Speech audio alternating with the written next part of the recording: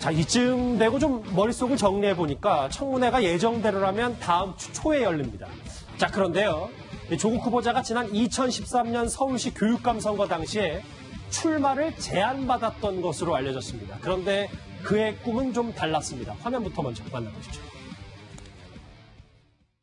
어떤 분이 법무부 장관이든가가 사실은 검찰개혁의 핵심 중에 하나입니다, 사실은. 누구를 임명하실 것인지. 여러분, 우리 조국 교수님 어떻습니까? 예, 농담이 아니고요. 임기가 그렇게 무슨 1년 반, 2년 이렇게 짧은 기간 동안에 해서 교체하는 것이 아니라 가능하면 임기 5년 내내 법 장관이 하면서 장기적으로 검찰을 개혁할 수 있도록 그런 권한을 이렇게 부여해 주는 것이 가장 바람직할 것 같습니다.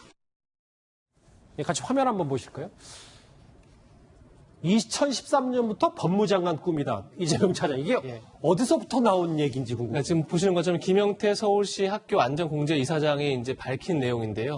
2013년이면 그 이듬해 2014년도에 지방선거가 있었습니다. 그때 이제 교육감 선거 같이 있었는데 당시에 이제 진보 진영에서 김영태 이사장이 대표를 해서 조국 당신 교수였겠지. 교수를 만나서 20대 그러니까 내년 서울시 교육감 선거에 진보 진영 대표 나가달라. 당시에 이제 문용린 교육감이 있었는데 문용린 교육감이 어쨌든 보수 진영의 그런 인사로 이제 평가됐기 때문에 진보 진영 대표 나가달라 이러면서 조국 교수한테 부탁을 했더니 그때 돌아온 조국 교수의 답이 나는 선출직으로 나가지 않는다. 그러면서 혹시라도 민주정부가 들어서면 법무부 장관을 한번 해보고 싶다 이런 얘기를 그 당시에 했다는 겁니다.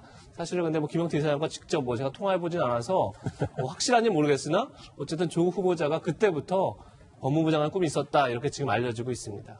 그런데 일단 지금 청문회를 앞두고 있고 하지만 여러 의혹에 지금 중심에 서 있습니다. 꿈을 이룰 수 있을지는 저희도 한번 잘 지켜봐야 될 것 같은데요. 김태현 변호사님. 네. 그런데 오늘 이 조국 후보자의 모교인 서울대 법대 동문회에서 네. 제명을 검토한다는 얘기가 나왔는데 김태현 변호사님 좀 잘 아실 것 같아서 이거 어떻게 되겠어요? 일단 이제 서울법대에 워낙 이제 법조인들이 많으니까 그러니까 원로분들 박지훈 전 대법관이 아마 제가 보니까 사법시험 9회면은 굉장히 학번도 높으세요. 좀 71로 이제 나오거든요. 그러면은 그러니까 고위 법조인을 지냈던 원로 법조인 출신들 한 50명 이상이 동의를 했다는 거예요. 서울대 총동창회, 법대 총동창회 조국 제명 요구 건의문을 전달 예정이라고 뭐 얘기를 하는데 저 박지원 전 대법관에 비해서 50명이 저 그냥 개인 의사라고 저는 해석을 합니다. 왜냐하면 조국 후보자가 잘했건 못했건을 차치하고서라도 글쎄요 학적에서 제적한다라는 것이 서울대학교 내에 규정도 없다고 알고 있을 뿐만 아니라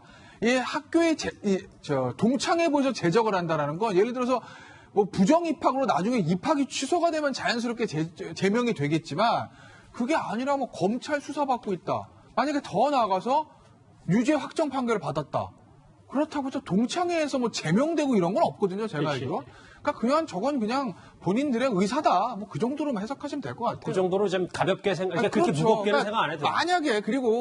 만약에 조국 후보자가 지금 가지고 있는 혐의가 다 인정돼서 구속되고 징역 굉장히 세게 나온다 하더라도 그렇게 따지면 사실은 서울법대 출신, 법조인 출신 중에서 지금 징역 간 사람이 꽤 있거든요. 그럼 다 제명해야 되게요. 어느 학교나 마찬가지잖아요. 그러면은 공직자가 돼가지고 구속되면 그 학교 나온 데도 다 제명됩니까? 그건 아니잖아요. 학교.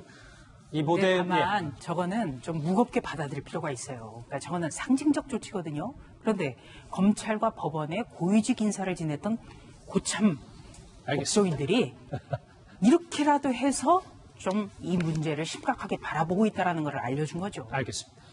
다음 화면 보실게요.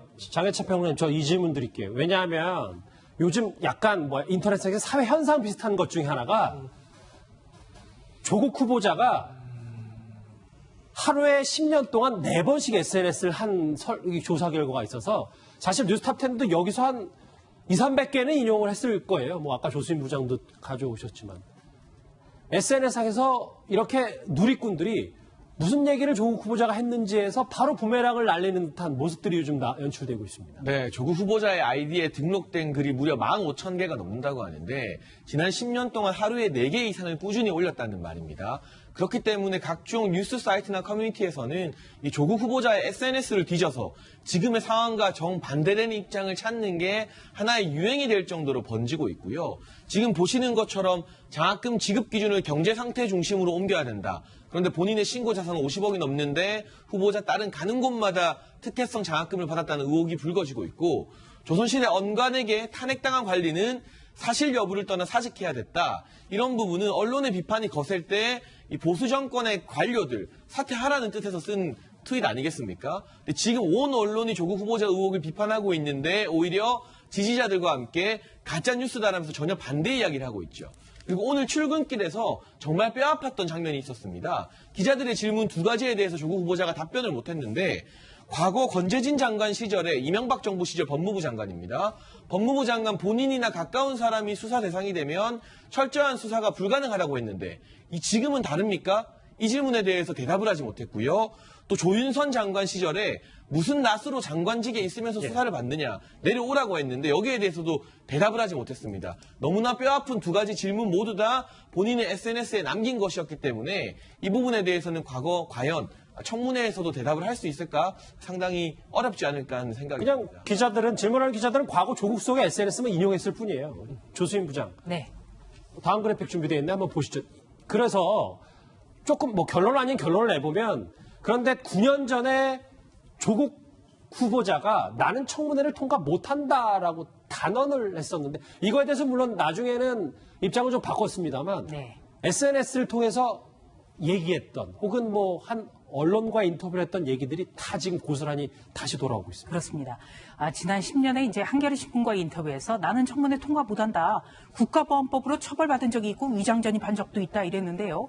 국가보안법만 해도 민주화 운동이 아니라 사회주의 혁명을 통해서 어떻게 보면 국가 전복 이것과 관련이 있는 것이고 위장 전입 같은 경우에는 굉장히 여러 번 있었어요. 1996년만 해도 여러 번 있었습니다. 그런데 재밌는 거는 바로 2010년만 하더라도 그때부터 적어도 법무부 장관에 대해서 어느 정도 생각이 있었던 것 아닌가 이런 추론이 가능하고요. 또 한 가지는 조국 후보자가 지명 직전에 트위터에 그런 글을 씁니다. 이제 공직 후보자에 대한 청문회 제도가 좀 바뀌었으면 좋겠다. 도덕성 검증 말고 정책 검증만 했으면 좋겠다. 이런 글을 띄웠는데 이제 그 심정을 알 것 같습니다. 마지막 말이 좀 의미심장한 것 같은데 알겠습니다. 오늘도 조국 후보자 관련된 얘기를 뭐 1시간 가까이 심층적으로 짚어봤는데 관련해서 유튜브 실시간 댓글이 들어왔습니다. 5개만 저희가 추려서 볼까요? 자, 그러면 압수수색을 하는 여당과 상의하는 검찰이면 그게 정상이냐? 다음 댓글 보실게요. 도대체 그리스 고전은 무슨 상관이냐? 유시민 이사장의 말을 비판한 댓글도 있고요. 국회 선진화법 위반한 자유한국당 의원들도 빨리 수사하라. 예, 그 얘기도 저희도 한번 짚어보도록 하겠습니다. 검찰 엄청 칭찬하더니 이제 검찰 수사 방해 시작하네. 마지막인가요? 어명이다. 살아있는 권력에 꼭 칼을 대라라는 마지막까지 정리를 해봤습니다. 조국 후보자 관련된 긴 시간 동안 내용 짚어봤고요. 다음 주제 넘어가기 전에 오늘의 실시간 검색 한번 같이 보도록 하겠습니다.